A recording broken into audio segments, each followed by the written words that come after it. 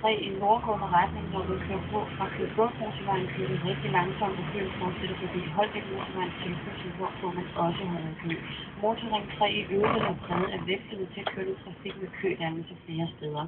Køge Bugt-motorvejen i indadgående retning tæt kørende forbi Køge Ølby, men fra Solrød Nord er der dømt køkørsel ind til Greve Nord.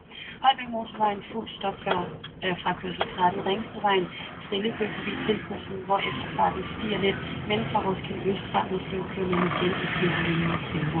Slanger på vej, det er rute 7 i krydset med Lillevangsvej i retning af Vattingerød, der er der sket en mindre uheld. Der holder en bil midt i krydset og en anden bil i grusbanen. Politiet er nu ankommet til stedet, og lysreguleringen er desuden gået sort, så kører forsigtigt igennem krydset. Den kollektive trafik kører uden de store forsinkelser, men vær opmærksom på enkelte aflysninger på Nærobanen, afgang fra Jægersborg kl. 7.54 og afgang fra Næro kl. 7.41 og 8.11 er aflyst. I aften på det her. Helene er 17 år gammel. Lige siden hun var helt lille. Vi kommer ind i stuen. Ja. Så kan I jo se, det er et pyntelokale. Meget store mønster.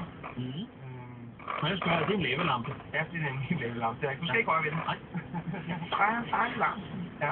Og så er der meget bagstrålen. Øksen. Ikke røre.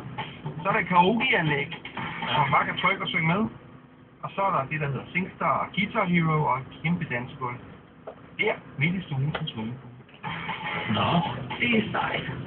Må man tage en lille dyb? Ja, ja.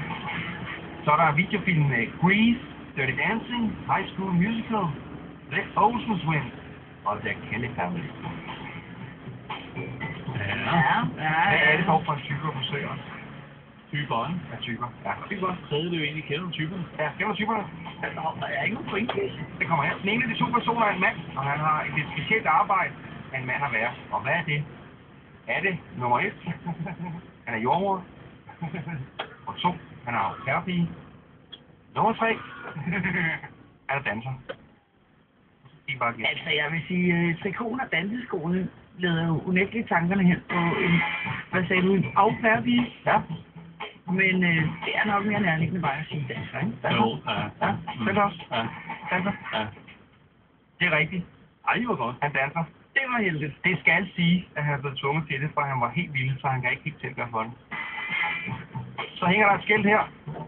Kære børn, husk at øve. Og så ellers sagsøge folk, hvis der bliver problemer. Vi går videre. Det er godt. Jeg ved ikke, om I har en idé, hvor vi er nu. Men det er godt, det er et godt tip i livet, det synes jeg godt, man kan tage med sig. Øve, og ellers bare sagsøge, hvis det går galt. Ja. Den anden af de to personer er en kvinde, og hun bor herinde. Hvad tror I, hun var liggende på gulvet? En pizzabank. Der ligger håndvægte. Vi kigger i køkkenet. Det er lige forbi de her dansesko. Ja. Der står der en stor kage med glasur på. Der står der, kære begge søde skattebasser. Held og lykke med forestillingen. Syng godt, dans godt, kys godt. Gå på familien. DS. Spis selvfølgelig ikke kagen. Så skal vi have gæst. Nej, hvor er det svært.